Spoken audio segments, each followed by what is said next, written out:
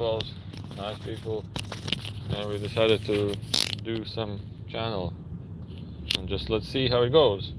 Well, at first the Enrico came, then it's like a well, I will call Enrico as a being to unlift one into positive energy. That's what I would say in most simple words. To uplift one in positive energy, because they tend to talk only about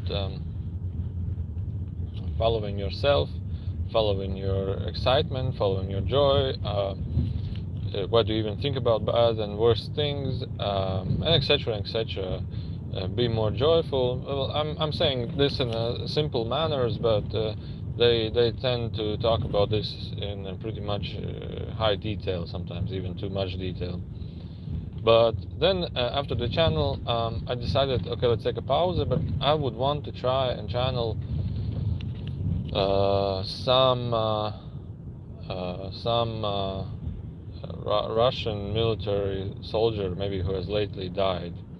And although I have not channeled for a long time, and still all of this information is basically just mind playground. It's like you're just toying with information. It's like you have read one article in a book and you're just constantly thinking about this article, and you're just, spoiling or maybe spending your time, but still there is sometimes interesting to it. But although you're still playing with your mind, but anyway, even if you decide to play with your mind, with your thoughts, then the next things, then some parts will be interesting for you. So at first there was okay, I'll try to make a video short. There was a guy who came, but it was really fragmented information, and then felt that it's going through pretty purely, I would say, fragmented. So sometimes I would want to even have a deeper connection. But anyway, and he was talking about he lived in Novgorod, Nizhny Novgorod. It's like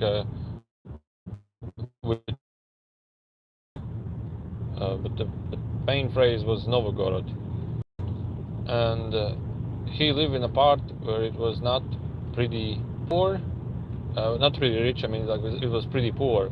Like he was from the part of poor people. That person was from the part of poor people. Although I understood that most of the Russian is really isolated. The regions are pretty isolated. They are like their own independencies, meaning like they live in their own soil, you would say, not pretty much connected with surrounding world. And then yeah, so he decided that because he's poor, he wanted to join the army, because there are some recruitment offices there. And I understood that many poor countries, regions in Russia, they have these recruits that you can join the army. And he decided to go there just because he can earn some money, and he joined the army there. So what happened was, after some while, he was asked to join a 3-month mission, like a training mission, to a city much lower than the Novgorod, Nizhny Novgorod or Nizhny Novgorod, who joined the city below Novgorod. And he went there, and the images, what I saw was a really large tent camp, like a really large, like an hangar, and all the things there were old clothes, uniforms. It's like, hey, you are just let's say biomass meat. Here's some old clothes, take them, dress up. There's a bag with stuff, like, and the stuff is pretty like random. It's like something like a tent, and Then you have some exercises, solidaring runs, runs to like a boot camp or something, and all you need to have 3 days. You need to live in forest without any food. That's the training. And he said that, well, basically all this period you're tired, and you have not taken a proper shower, you have not slept well, and you feel like you feel bad, and you have not eat pretty good. So you basically are like a weak piece of meat, emotionally depressed. I must say emotionally lowered. And next what happens is, after a month, they send you to another city even closer down below, to the border of Ukraine, but pretty far from Ukraine, but still closer. And there you see it's like a military base, large military base. There you see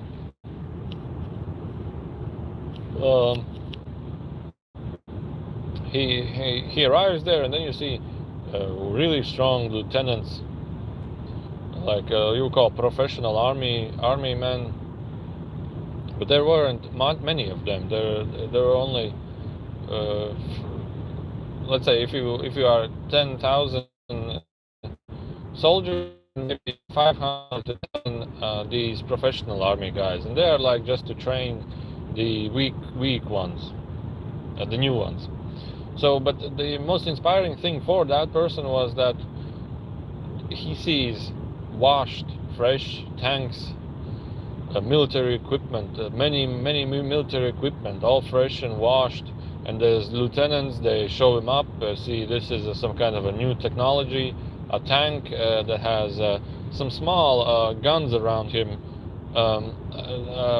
When I talked this, my friend said, yeah, the Russians have the technology, laser shoot, maybe some guided missiles that follow the tank or something. But anyway, and he, at first day he falls asleep in the evening also in a tent, but now in a bed. He has like a really poor bed. It's a bed, and he feels really inspired, like this might of the Russian army. He feels so honored in a way, so amazed that he's a part of something big. He's a part of something really big. It's like he feels really, I would not say brainwashed, but anyway, inspired. I would not say brainwashed. That wasn't brainwashed. He really felt that he's a part of something big and inspired and massive, like worthy. He's like feeling really worthy. And then what happens is, after 10 days or so, he teams up with other members, and he goes to the communication. He's like a radar team, and the first mission he has is with the team. They go up 15 kilometers away to a direction to somewhere to the opposite side from Ukraine, and then they set up a radar post, disassemble it, and drive back. The next day they go 30 kilometers, disassemble it, and go back. And the next day they go by 3 days. They go there by 3 or 4 days, I don't remember. But they need to, when they set up the radar, they need to just inform anything suspicious that they see to the radar. And these 3 days, they were completely off mobile phones, off radio stations. They were completely off anything. It's just him and the equipment they have and the GPS coordinates they have that they need to go there. They go there, they find the path, and then set up the radio signals, transmitters, and he said, well, we reported only a jet that flew over, and it was a Russian jet. That was like a training. The jet flew over just to over the radar stations just to notice whether the team reports back or not report. It's like a test flight for the radar crew. And they noticed it, and they reported it, and then after those 3 days, they came back. So they were completely aware of what happened. So the next day they were recruited to, the next mission they were recruited to 10 days off grid, off any communications. And what he understood, they were going through next to the border of Ukraine. So they were going with somewhat old abandoned roads, and they were only given coordinates, and they entered the zone of Ukraine, but they didn't quite notice that. Maybe the posts or the border zones were destroyed or something, or taken off. But anyway, they are in the border of Ukraine, crossed the border, and they didn't know that, and they established the radar, and they were just chilling. You know, it's a beautiful weather out there, maybe spring is coming, and they were just chilling, and they reported a supersonic jet fighter. Supersonic speed means going faster than the sound, that went really close to them, and they just reported that, and they were suspicious why there is a plane of that supersonic speed flying there. They were really suspicious about that. But anyway, nonetheless, they were just sitting there enjoying their time. And but the thing is, they didn't have any mobiles, they didn't have any radios, they didn't have anything of that. They just, because the mission was to completely and totally use the equipment they have. It's just to be and completely use the equipment they have, learn it, feel it, come to a connection with it. And I felt that there's a really nice, really deep logic to it for a radio communication team that only use the tools you have without any other tools, so that you become more aware of these tools you have. And what happened is that there was an explosion, and something hit them really badly from the air, and he was running to the communication van, and he was trying to report, hey, we got hit. But what I feel is he is completely in a shock that there was an explosion close to him, really close, like a couple of feet away, and he was really in a shock. He was shaking, and he was running to the radio communication van. And I will not talk detail about what vans were there, what team were there. It's just the story that was really interesting. And so he runs to the van, and he tries to communicate, but he realizes that, hey, nobody is listening, nobody is hearing, and it's like a gray fog around him, dust and fog around him, and he just gives up. He's like, nobody's hearing me. And then what happens is he starts sensing like a sparkling white light behind him, and he comes in completely peace. Then he turns into complete relaxation. He's like in a complete chill then.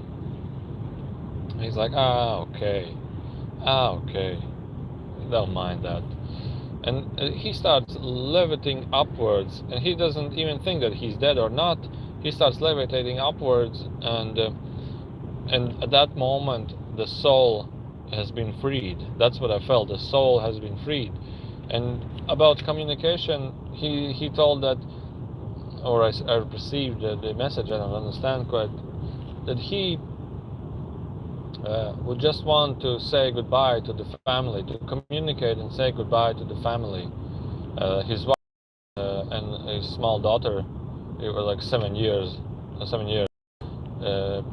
the soul was freed because he was working strongly, badly, and he was really in the depression state to care for his family, and he was doing it strongly, but he didn't succeed, and he was emotionally, physically completely tired. But he wanted to take care of them really badly, and he was so soully tired from this that the soul was just freed. His soul was freed from it. So it's like, in a way, positive. I don't know what happens in the family later, but in a way, he was freed from it. And then we shifted to a jet fighter guy. And I understand he wasn't quite US Russian. I understood that Russian jet pilots, they have a mixture of abroad pilots and a mixture of local pilots there. It's like a combination. I understood that Russians don't have many national jet fighter guys there. It's like many of them come from abroad for rented missionaries from abroad, or people that train from abroad. Because I understood what he told is that the Russian air radar systems are pretty old and weak, and therefore it's a good place to do study travels, study trips, flights, because you have to see where you're going. It's like pretty much the military radar systems are pretty much old. I would say old. You have to see where you're going. And he compared to US radar systems is that these US jet fighters are full of spying technology. The top of the jet fighter is a huge antenna, the surface of the jet. Below them there's full of radars and spying equipment, and it's a really intense radio communication between the jet and planes around and to the base station. And he said even those US jets, they can be controlled from the ground. Just in case, for example, you fly and in a way pilot dies or fades, in a way they can recover the plane back to the base if necessary. So it's like a semi-automated, controlled from the ground, and have like a assistance for the pilot assistance. And he also told that the Russian planes are heavy. He mentioned something about 14 tons, but I didn't understand those 7 to 14 tons. This is meant to be the engine itself or the plane itself. I didn't quite understand, but these numbers were quite not understandable. But what he meant is they are heavy, and what happens is you cannot maneuver. He said that if you go supersonic, if you decide to go make a turn left or right or up and down, you need to slow down your speed, otherwise a drag will start to happen. And a drag, as they mentioned, is basically when you fly and you start pitching the plane upwards, it doesn't go upwards, it goes like this forwards, and behind it is a huge vacuum drag, and the plane starts shaking like this. And I don't know what happens there, but anyway, if you go supersonic, you have intense amount of statical energy that hits the plane, intense amount of micro vibration from the engine. And he told that I don't know what it's called, I don't know how the technology works, but when you want to go supersonic, there is some kind of fuel added in the middle of the turbine. The turbine itself is a long engine, and in the middle of the turbine you push in some kind of a mixture of other fuel or more fuel. I don't quite understand. It was like but the idea was that the fuel doesn't 100% burn there. It goes out because lack of the oxygen. It goes out from the turbine and causing added weight to the exhausts. And what happens there is that the jets, because the weight of the back of the engine is increased, the jets have more strength to push forward. Like there's like a weight on the back to push more forward, and then you can go supersonic. But what happens is that because of the fuel, it adds micro vibration to the jet engine, and then what happens is some vibration. It can damage wings. It can do all sorts of things. But he said that also, the Russian jets are not designed to to go into combat with other jets, because they don't have the necessary navigation and tracking systems there, because they cannot convert those planes to new technology planes, because if you want to convert them, you need to change the engine technology there, because if you want to go supersonic with those engines, the new electrical technology will not work, because those engines create some kind of a micro vibration that blasts out the electronics on the plane. So it's just a jet that you can go fast forward. It's just a jet that you can go fast forward. If you want to aim and shoot something, you need to aim at it and shoot and shoot in the direction. But he said he is completely against any civil building attacks. Most of the parts, I understand he speaks Russian, but he's also really good in English. And he told that he was also in a mission somewhere next to the Black Sea, where he needed to take out a military object, and he was okay. He will take that military object out with the plane, but he calms himself down that okay, he will take out a military object. Okay, no civilians. He even didn't know what an object that was. His mission was to flew 14,000 feet in a different plane. That was a different scenario prior to the Ukraine. I will talk about Ukraine a little bit later. But he flew up 40 feet really slow. He was basically hovering with the plane. Engine was silent. There was like a U.S. Navy plane or something. Engine was silent. No sounds. Most of the electronics were turned off. And when he dropped the bombs, those bombs were hovering bombs. Understood that on the ground, those bombs were programmed to hover themselves to the GPS coordinates that were given to the planes, to the rockets. So what happens is he silently hovers those 14,000 feet. He flies to a certain direction, a certain location. Those bombs are dropped without any sound. They're just silently released. They start hovering down. He silently makes a maneuver and turns back and goes away, and those bombs silently hover to the direction. And he tells that those bombs are silent and the plane is silent, and it's really hard to detect them on the radar.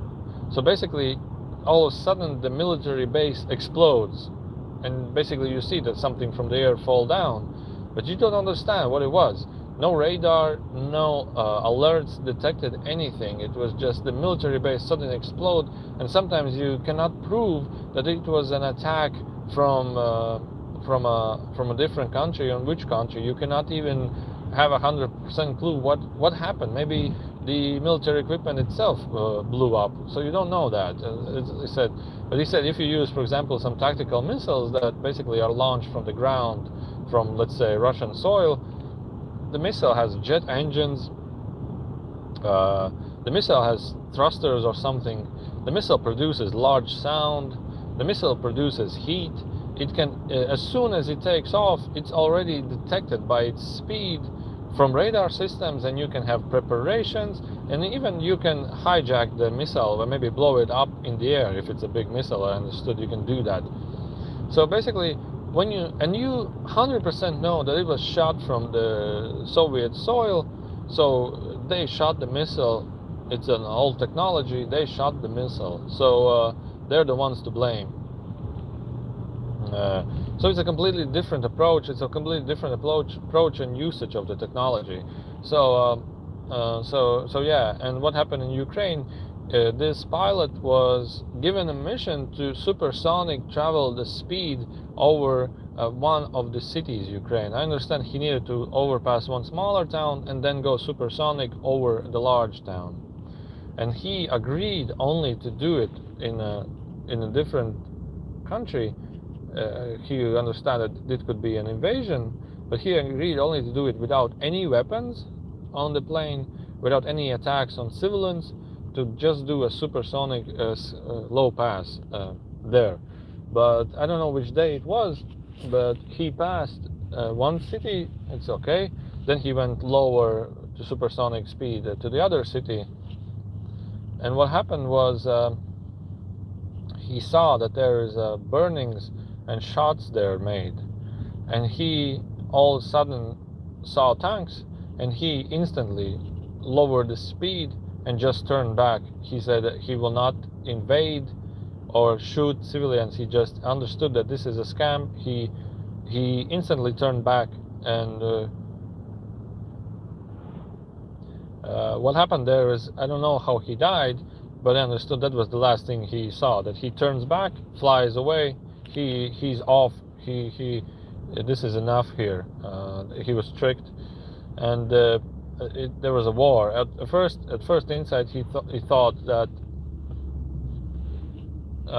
maybe there is a gas tunnel explosion there, because maybe that's the city where the gas tunnels go through. I don't know. But then he sees some tanks, and he understands that no, this is enough. He instantly turns back. He drops the speed, makes a maneuver, but then he said that these jets are not designed to do maneuvers. He told that there are city jets that are maybe more designed for air defending. They have less fuel. It means that they are much lighter in their weight. They are lighter in their weight as well. They are smaller, and they have more advanced guiding systems to detect planes, and also they have much stronger capabilities to do maneuvers. Let's say a supersonic plane enters the city. They already see it. They follow it from the back. If they don't necessarily need to catch it up. The plane supersonic reduces its speed just to make a maneuver. From the back, they just shoot missiles. The missiles guide them and shoot down the plane. Easy cheesy. And then the small plane, maybe it can take like an hour flight or so. He does its flights, flies back to the airfield, fuels up, rockets up, and again starts hovering around the city. And yeah, so then next, this video was also meant for the nuclear weapon, so I'll skip to that. He said that also these jet fighters, you need to learn 10 years, and you need to do certain missions in order to become a fighter pilot. And one of those missions, he told, was you need to fly as much altitude as you can, 42,000 feet in a night. And it's maybe an endurance training that in the complete darkness, in absolute height, next to the cosmos, you can fly as much as you can. And then it's like I would understand this mission will be if you want to fly to a base over some, like, let's say, war zone. And then you fly over at night, and you do a strong down, like a whirlpool. You go down in a small radius and land on a military base. So you basically go really high and then straight down, and then you maneuver, and then at night you land on let's say, on a hidden or a dark or not lit up airfield. Let's call it like this. And okay, so yeah, and he then talked about nuclear weapons. We switched to nuclear weapons. He said he wasn't in the field of nuclear weapons, but there is a nuclear weapons alliance. There's like some kind of alliance to nuclear weapons. Maybe there are many alliances, but what this alliance means is that basically this alliance is also into Russia. 3 bases in the center of Russia, somewhere closer to the Poland and somewhere lower to the Ukraine border. And this alliance is that it's alliance pact or something that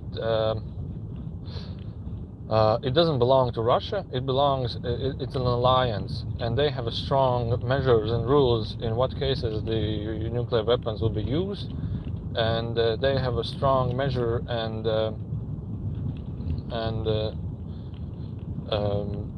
it's like let's say a military guy all of a sudden just cannot launch the missiles. There is a Congress, there is a policy that has to be matched, in other words, to use the missiles. And on the top list there were only 3 cases. I didn't see the second cases, but they were so weak and they won't even not use them. But the first and most important, it was a different civilization invasion to the planet Earth. It means that if some, let's say, bad aliens land down and start destroying cities, that they have the allowance to use nuclear weapons, in other words, to protect themselves. That was the first point, in which case the nuclear weapons would be used. And that's it. And that was it. And they said that Russian Air Force radar system is so bad that even if they have developed their own nuclear weapons, which are pretty weak, because he said that for a nuclear bomb to explode, it's a success story. It's not that easy. There's tons of fails with those bombs, because a nuclear bomb is a high tech. Well, he told that there is detonation part, then there is this compression chamber, some kind of a compression chamber. I need to study what is this. I need to go on YouTube and study this. In this compression chamber, there has to be heat made to a certain temperature. So detonation starts burning heat for the bomb, and if the heat is too high, without the compression, the bomb will not detonate, it will just burn. If the heat is too low, the bomb will smash the ground and just a pile of dust will flow up. So it's a matter of computer technology and science how you can bomb up this place. But he said that for a long time no nuclear tests have been made, nuclear bomb tests have been made. And I was like, this what? He said that there is a long time without any nuclear missiles have been tested and made tests anymore. And I checked Wikipedia and I found that really it's true. From the 2000 year, no nuclear tests, explosions have been made. And maybe that is a wrong post, but as for him, I understand that from the 2014, no tests have been made, nuclear tests have been made, or really less. And he told why. He told that because the nuclear bomb technology is really advanced, and it's really hard to it's not really hard, but it's actually not that easy to make a successful explosion, because first he told a couple of fails. He said first fail, there was some kind of a US military base somewhere in the desert, and they wanted to launch and do a test, a nuclear test and bomb test, and the launch facility was underground, and they opened the silos, activated the detonation for the bomb. I don't know which year was it. And what happened was the bomb was activated for detonation, and then they activated the thrusters for the rocket, but the thrusters didn't work. So basically it was a detonated, activated bomb inside the silo that you cannot launch. It just stands there. And what happened is everybody started evacuating, but they of course didn't manage to evacuate. The whole place blew up from the ground below.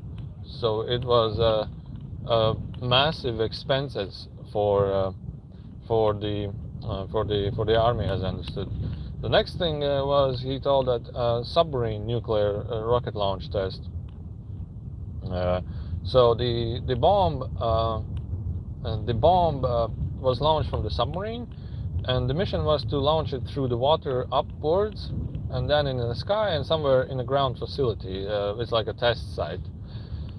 So what happened is when it was launched, the rocket didn't manage to flew above the water, and it exploded under the water, and so strongly damaged the shells of the submarine, and the submarine was lost. And it's like a huge expenses for them, for the crew, and that was another story. The next story, they wanted to test, the US again wanted to test a satellite range nuclear bomb. So the idea was launch the bomb into atmosphere, and it flies and then points down in let's say in a desert, and then explodes. So what happened was the rocket flew up, and he said, and then we lost signal. We have no idea where the rocket is now. Maybe hovering somewhere around the atmosphere, and nobody knows where it is. So basically, imagine if the bomb would fall down, for example, in New York City, everybody would know that this is a US military test that went wrong. It's a high risk, high expenses, and everything is really bad to it. And then there was another story. Now they decided, I don't know which year was it. It's not like the last weeks or years. It's like much prior, from 2014, I guess, in the Middle Sea, and where Italy is in that sea. There was a nuclear rockets on the ship, and they wanted to shoot those rockets, and but they made these rockets. Those rockets are high computer technology. There's computers inside those rockets, and the rocket didn't again shoot out from the battleship. So what they instantly did, they disabled those rockets. The security system instantly could disable those rockets. They don't touch those rockets anymore. It's like what I understand is that if you launch a rocket while it's hovering above, you need to activate the detonation that warms up the compression chamber.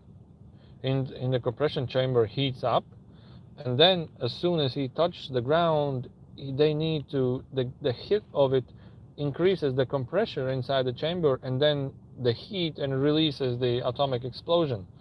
But if you heat it too much, the compression chamber damages, and in the heat it will not increase the compression, therefore it will not explode. Or otherwise, if it heats too badly, it hits the ground, the compression chamber just breaks, and therefore doesn't achieve the necessary compression necessary for the atomic bomb to explode. So yeah. So, and he said that in the Air Force they talk about they intervade. It's like they intervaded. They don't say aliens intervaded, but they say they intervaded. And since some year, what I was 2014, all nuclear tests were stopped because it's too great of a risk to lose submarines, to lose military bases, and it's all completely stopped. And I didn't believe this. Then I searched Wikipedia, and I found that from the year 2000 all nuclear tests are stopped. And I was like really surprised. Nuclear bomb explosions are stopped, and I was really surprised by this. This was really surprising for me, because they say the risk is too great, because they lose a lot of money from that. The losses are too great, let's say like this. And I was actually a little surprised by this information, but I will go and check out the internet. What can I find? Because I'm curious for this. Anyway, so that's enough for today. See you guys on another video.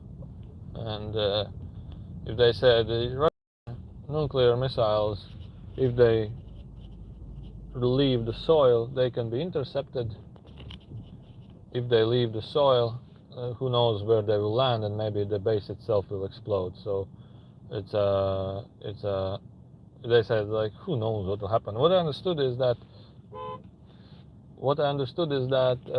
if you do a nuclear test on the ground, let's say you make a hole, you bury the nuclear bomb. It's a different technology. It's you just do a nuclear bomb test. Um, you have a compression chamber. You can compress it yourself with let's say you can do it really controlled. But if it's a rocket or a missile, it's difficult. It's not that easy. Everything has to be well planned, well oriented. In fact, it flies really fast. So a large number of tests has to be made in order to make it successful. So this nuclear PR is, for me, is just nothing big. Uh, uh, the reality, I guess, is slightly different than from what we know from the television. So anyway, see you guys in another video. Bye.